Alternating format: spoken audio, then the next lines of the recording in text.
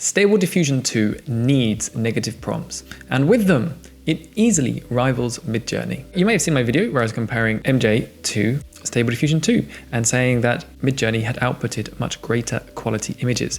Well, now I've taken those same prompts that I've used and added in some negative prompts.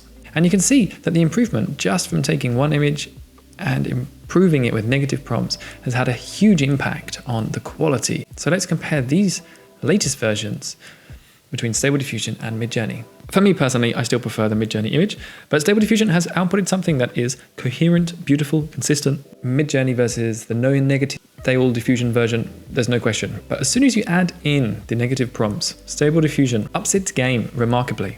Now, this is a little bit unfair because these examples are using exactly the same prompt. But what I did was I went into Stable Diffusion and tried to get the best that I could. Now, which of these two do you prefer? The one on the left is from Midjourney and the one on the right is from Stable Diffusion. I would say that the consistency in the features is actually better in Stable Diffusion here.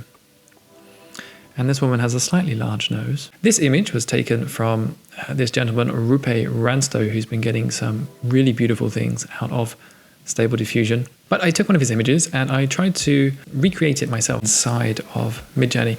The image from Stable Diffusion, I mean, it's incredibly lifelike, it's consistent, it's aesthetic, but there's just something about its tendency to create very saturated images using a whole color spectrum. But these are very fine minor points and you can obviously fine-tune Stable Diffusion further. Here are some more beautiful examples of the works possible in Stable Diffusion. It's really catching up. I will leave a list of all of the negative prompts that I used inside of Stable Diffusion in the description below. And simply just using all of those negative prompts each time on every image generation helped me go from an image like this to an image like this. You can see here, this was the Midjourney version. Aesthetically, it has this slightly more film noir, melancholic feel to it. Whereas it's very interesting that for me, both of the Stable Diffusion versions output this woman in a very sequined, glittery jacket. There's something emblematic for me about how I interpret Stable Diffusion. It's trying to be too sparkly sometimes. It's trying to put as much spark and jazz inside of itself as it can. Whereas Midjourney can output something a little bit more understated. But this woman does have hands like a walnut, and this woman's hand here is pretty remarkably anatomically correct. Impressive. Apart from this finger.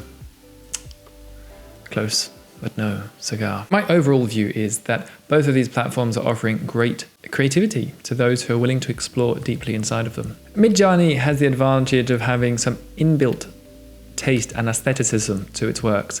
So you can pretty much put anything in and you'll get a reasonably beautiful output, which is advantageous in some situations. Whereas Stable Diffusion gives you much greater control, features, and possibilities for creating, obviously, content without restrictions on nudity. But both are accelerating fast, and I'm a huge fan of both of them. I hope you enjoyed this video. Thanks for watching. Please stick around. Subscribe for more AI art, news, and commentary. I'm Samson Vols. This is Delightful Design. Have a delightful day. A quick caveat from me for those comment warriors. I understand that these are different tools and you need to use them in different ways. And I have tried my best to do that and give a fairer comparison using negative prompts and honing as best as I can each of these platforms.